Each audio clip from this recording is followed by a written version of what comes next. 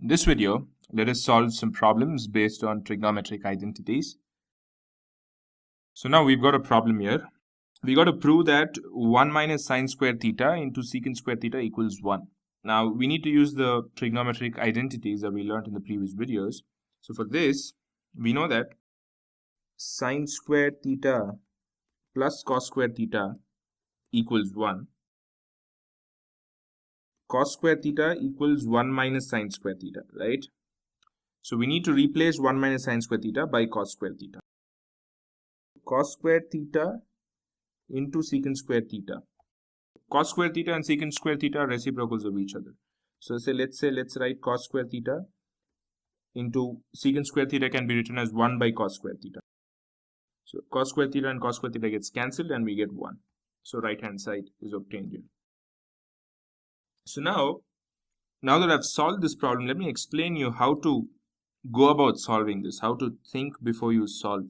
Like you may ask a question, okay, how do I know that I need to do sine square theta plus cos square theta equals 1? And how do I exactly know cos square theta equals, this is what I have to substitute here. Okay, it depends on what you have to prove. Now, say, for example, you need the right-hand side as 1, right? So what you've got here is secant square theta. So what if you multiply with secant square theta, are you going to get 1?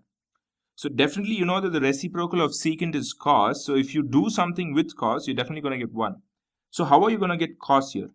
So the only way you can get cos here is, use this first identity.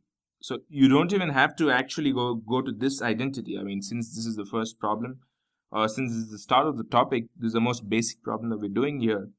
I've kind of gone here and I've helped you derive this, but you need to know this itself, without going to this. So you need to know that cos square theta is 1 minus sine square theta and sine square theta is 1 minus cos square theta. So that is exactly why I did this. So in case there was a cosecant square theta here and say there was a cos square here, so obviously I had to replace this by sine square and then I'm going to get 1 anyways. So that is how you think before you start to solve this. All right. So let's quickly solve another one. So here we've got another one. It says cos square theta into 1 minus tan square theta equals 1. Okay, now before I start solving this problem, let me also, tell you what I'm thinking right now. So you need 1 here. So you've got cos square theta and 1 plus tan square theta. But one more important thing is, in order to think also the way I do, the reason I'm going to think like this is because I've got all the identities in the back of my mind, right? So I know them all. That's one big plus point for me. So what I'd like you to do is, you first have to get yourself familiarized with all the identities, for you to go back to that and, use those things. Otherwise, it's going to be pretty difficult here. So what I know here is, I do know that immediately there is an identity which says 1 plus tan square theta is secant square theta. Okay. And the simplest thing is, we just solve now. Secant square theta into cos square theta is going to give you 1. So secant square theta is a reciprocal of cos. Secant is a reciprocal of cos. So I'm definitely going to use that. So cos square theta into secant square theta equals 1. Yes, it is 1, but let me show you another step. Cos square theta into secant square theta can be written as 1 by cos square theta. Or cos square theta can also be written as 1 by secant square theta. Now, there's no difference in that. So cos square theta gets cancelled to give you 1. And that's what you need in the RHS. So 1 equals 1. So hence we proved that cos square theta into 1 plus tan square theta equals 1. So that's how simple this problem is. So let's solve another problem quickly. So now we've got a problem which says, prove that cosecant square theta plus secant square theta equals cosecant square theta into secant square theta. How do we go about solving this problem here? So all that we have to do is, you know very well that we need to just, get rid of this addition sign. But how am I going to approach this problem? The only way that I can think this is, you can write 1 by, you can write cosecant square theta as 1 by sine square theta.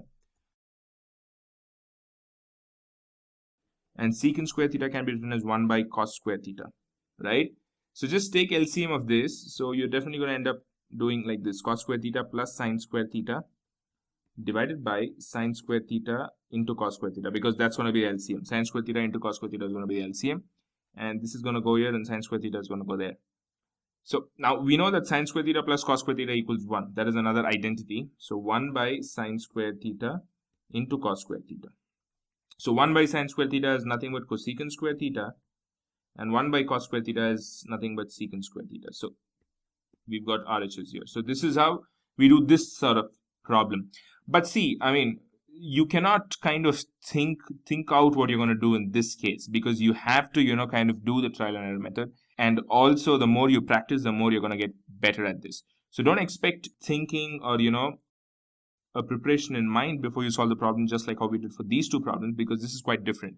You need to kind of try it out and then see, okay, you need to write cosecant as 1 by sine. You need to try out all the options. Maybe you can write cosecant square theta as in terms of something else using the identities that are there or something like that.